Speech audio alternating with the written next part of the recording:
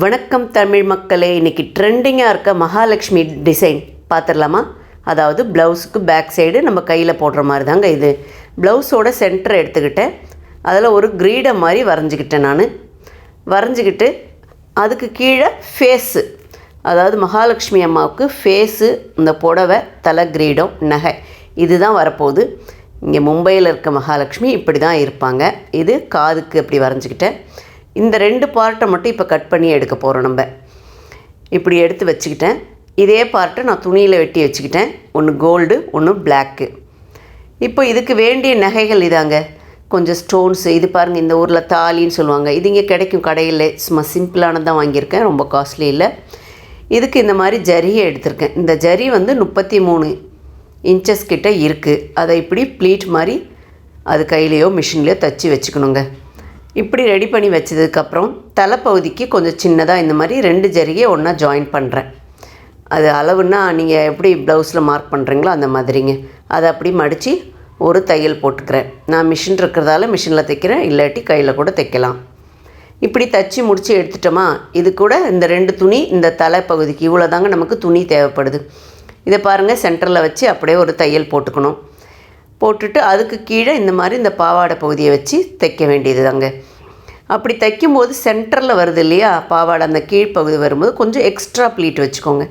ஏன்னா அதே ப்ளீட்டை வச்சிங்கனாக்கா இப்படி இழுத்து வச்ச மாதிரி இருக்கும். இந்த ஃப்ளீட்டை வச்சு முடிச்சுட்டு அந்த இடத்த ஒரு சின்ன சின்ன ஃப்ளீட் வச்சு அதை அட்ஜஸ்ட் பண்ணிக்கணும். அப்போ தான் அந்த ஃப்ளீட் நமக்கு அப்படியே நிற்குங்க.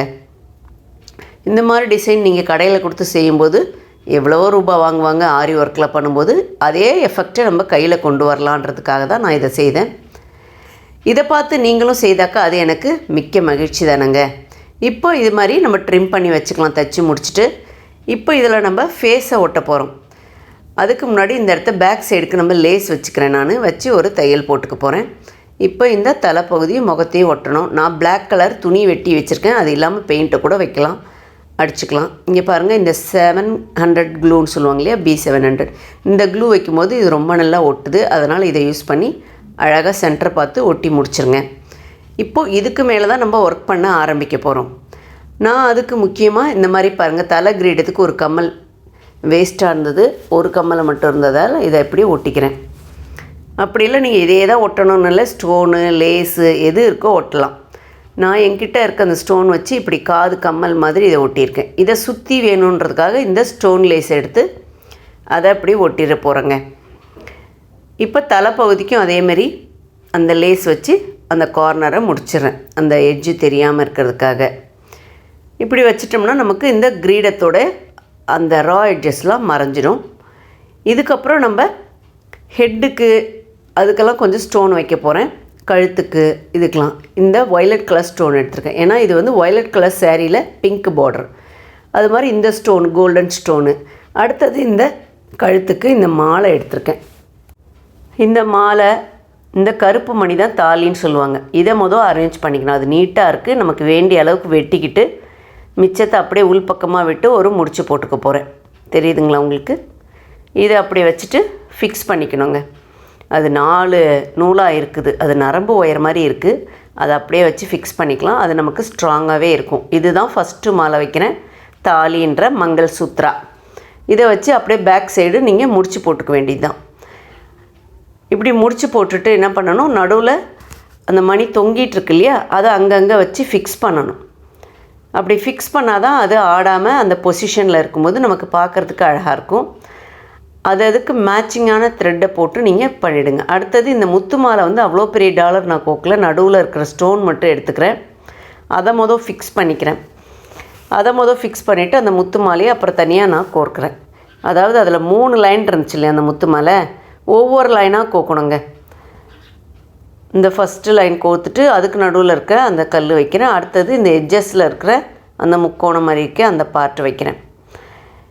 இதெல்லாம் ஒரு 50 ருபீஸ்க்குள்ளே தாங்க வரும். இந்த மாலை ஒரு 40 ருபீஸ். அந்த கருப்பு மாலையும் அது மாதிரி தான் 30-40க்குள்ளே கிடைக்கிது. இது மாதிரி வாங்கி நம்மளே செய்யும்போது அதை விட ஆனந்தம் வேறு என்ன இருக்க முடியும்? கொஞ்சம் மெனக்கடுற வேலை தான், ஆனால் நம்ம கையால் செய்தோன்னு ஒரு திருப்தி இருக்கும். ஒவ்வொரு இதுக்கும் நீங்கள் செய்து முடிக்கும்போது அங்கங்கே ஃபிக்ஸ் பண்ணிட்டீங்கன்னா உங்களுக்கு அது ஈஸியாக இருக்கும். எக்ஸ்ட்ரா ஆகிடுச்சி, லூஸ் ஆகிடுச்சி, அந்த மாதிரி பிரச்சனை திரும்ப வராது. நான் இதில் ஒரு சைடு செய்து காமிச்சிருக்கேன் பாருங்கள். இப்போ அடுத்தது 3வது மாலையை ஃபிக்ஸ் பண்ண போகிறோம். அதான் 3வது வரி. அப்படியே ஒவ்வொரு வரியாக உள்பக்கம்னு வெளிப்பக்கமாக நம்ம இந்த நகைகளை போடும்போது தான் அது எவ்வளோ லெங்க்த்துக்கு வருது, எவ்வளோ அகலம் அதை எடுக்குதுன்றது நமக்கு தெரியுங்க. இப்போ இந்த 3 ஃபிக்ஸ் பண்ணிட்டோமா, இதை மேலே இப்படி ஃபிக்ஸ் பண்ணுறதா ஜஸ்ட் ஒரு தையல் போடுறேன், அவ்வளோதான். இதெல்லாம் கை தையல் தான். அந்த இதுக்கு மேட்சாக நூல் போடணுன்னு சொன்னல, அவ்வளோதாங்க. உங்களுக்கு இது மாதிரி செய்யணுன்னா நீங்கள் வீட்டில் ட்ரை பண்ணி பாருங்கள். இவ்வளோ பக்காவாக இத்தனை இது வாங்கி செய்யணும் அப்படியெல்லாம் உங்களுக்கு டவுட் இருந்துச்சுன்னா சிம்பிளாக ட்ரை பண்ணுங்கள் ஃபஸ்ட்டு. அதுவே அழகாக தான் வரும். இப்போ பாருங்கள், இதுக்கு மேலே இந்த காசி மாலை வைக்கிறேன். அதாவது 3வது வந்து காயின் மாலான்னு சொல்லுவோம், நம்ம ஒரு காசி மாலாயை தான் வைக்கிறேன். இது தனியாகவே கிடைக்கிது.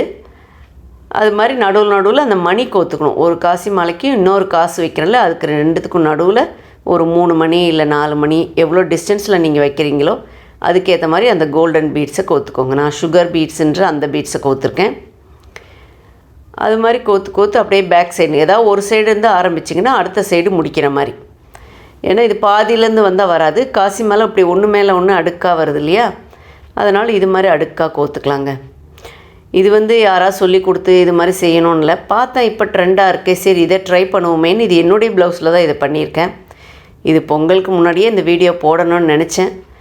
கொஞ்சம் பிஸியாக இருந்ததால் அது போட முடியலைங்க. இப்போ மட்டும் என்ன, நீங்கள் ஏற்கனவே தைச்சி முடித்த ப்ளவுஸில் இந்த டிசைனை வைக்கலாங்க. புதுசாக ப்ளவுஸ் தைச்சி தான் இதை வைக்கணும்னு கிடையாது. ப்ளைனாக பேக்கில் இருந்துச்சுன்னா அதை நீங்கள் இந்த மாதிரி டிசைன் வச்சு ஃபில் பண்ணிக்கலாங்க. இப்போ இது மேலே இந்த உள்ளன் எடுத்திருக்கேன். சும்மா இப்படி உள்ளனில் இப்படி பண்ணி அதை இப்படி காதுகிட்ட இப்படி ஒரு பூ மாதிரி அப்படியே ஃபிக்ஸ் பண்ணிக்கலாம். இது எல்லாமே நான் தையல் போட்டிருக்கேன், நீங்கள் ஒட்டுறதுனாலும் ஒட்டிக்கலாம். இப்போ ஃபேப்ரிக் பெயிண்ட்டு தான் எடுத்திருக்கேன். இந்த கருப்பில் எதுக்கு ஃபேப்ரிக் பெயிண்ட் அடிக்காமல் கூட இருக்கலாம். அது கம் ஒட்டுறதால அந்த இடம் கொஞ்சம் ஒரு மாதிரி பியூர் பிளாக்காக இல்லாமல் இருக்குது. அதனால் அப்படி ஒட்டிட்டு சும்மா கண், மூக்கு, வாய் இதை மட்டும் வரைஞ்சிக்கிட்டு திரும்ப அதுக்கு கண்ணுக்கு ஒயிட் பெயிண்ட் அடிக்கிறேன். என்கிட்ட ஒயிட் இல்லாமல் இல்லை, அதனால் நான் இந்த பேர்ல் அடிக்கிறேன். நெத்திக்கு இப்படி தான் இருக்கும் இந்த ஊரில் அம்மனுக்கு டெக்கரேஷனு. இது மாதிரி பண்ணிக்கிறேன். நீங்கள் நம்ம ஊருக்கு ஏற்ற மாதிரி கூட பண்ணிக்கலாம். ஜஸ்ட்டு மூக்கு ஒரு கோடு தான் வரைகிறேன். பாருங்கள், ஃபினிஷிங் இப்படி தான் இருக்கும். இந்த மூக்குக்கு வந்து கொஞ்சம் டெக்கரேஷன் பண்ண போகிறேன். கண்ணுக்கு அதுக்கு முன்னாடி கருவிழி வரைஞ்சாச்சு. இந்த மூக்குத்தி போடுவாங்க இந்த ஊரில், மராட்டியில் இந்த மூக்குத்தி ரொம்ப ஃபேமஸ். இப்படி ஒரு 5 மணி இப்படி ஒன்றா கோத்துட்டு இதில் கொஞ்சம் எக்ஸ்ட்ரா 4-5 மணி இப்படி கீழ்ப்பக்கமாக இப்படி நீட்டிகிட்ருக்க மாதிரி கோத்து கீழே அந்த தொங்கல் இருந்துச்சு இல்லையா, அதை போட்டு அதை ஃபிக்ஸ் பண்ணிக்கிறேன். அவ்வளோதாங்க, அம்மனுக்கு மூக்குத்தி ரெடி. இதுக்கப்புறம் ஒன்றும் இல்லைங்க, இந்த கழுத்துக்கு நான் டெக்கரேஷன் பண்ணுறேன். அது ப்ளைனாக இருந்தது, அதில் ஏதாவது ஸ்டோன் ஒர்க் வச்சா நல்லா இருக்குமேன்னு லேசி டேசி போடுறேன். லேசி டேசி வந்து இந்த எல்லோ கலர் நூலில் போடுறேன். இது வந்து நீங்கள் ஒவ்வொரு இன்ச்சுக்கு ஒவ்வொரு பூ நான் போட்டிருக்கேன். நீங்கள் உங்களுக்கு எவ்வளோ க்ளோஸாக வேணுமோ எட்ட வேணுமோ நீங்கள் டெக்கரேஷன் பண்ணிக்கலாம். இப்படி ஃபஸ்ட்டு லேசி டேசி போட்டு முடிச்சுட்டு நடுவில் க்ரீன் கலரில் லேசி டேசி போடுறேன். அதாவது ஒரு லீஃப் மாதிரி இருக்கணுன்றதுக்காக. இப்படி க்ரீன் கலர் போட்டு முடிச்சுட்டு அதுக்கப்புறம் நம்ம எக்ஸ்ட்ரா ஸ்டோன் எல்லாம் வச்சு நம்ம டெக்கரேஷன் பண்ணிக்கலாங்க. உங்களுக்கு எத்தனை ஸ்டோன் வேணும், என்ன கலர் வேணும். இதில் வயலட் கொஞ்சம் ஹைலைட்டாக தெரியுது, ஏன்னா வயலட் கலர் சாரிக்காக நான் அதை பண்ணியிருக்கேன். அதனால் வயலட் ஸ்டோனே அதில் வைக்கலான் இருக்கேன். இதுக்கு முன்னாடி இந்த காசு மாலையை கம் வச்சு அழகாக ஃபிக்ஸ் பண்ணிவிடுங்க. அவ்வளோதான். இப்போ இந்த காசு மாலை அங்கே இங்கே நகராது. அவ்வளோதான், இந்த ப்ளவுஸ் முடிஞ்சுதுங்க. இந்த வேலை நான் செய்யும்போது அங்கே பால்கனி சைடு வர கிளிங்களுடைய சத்தத்தை கேட்டுக்கிட்டே என்ன ஆனந்தம். கேளுங்களேன் நீங்களும்.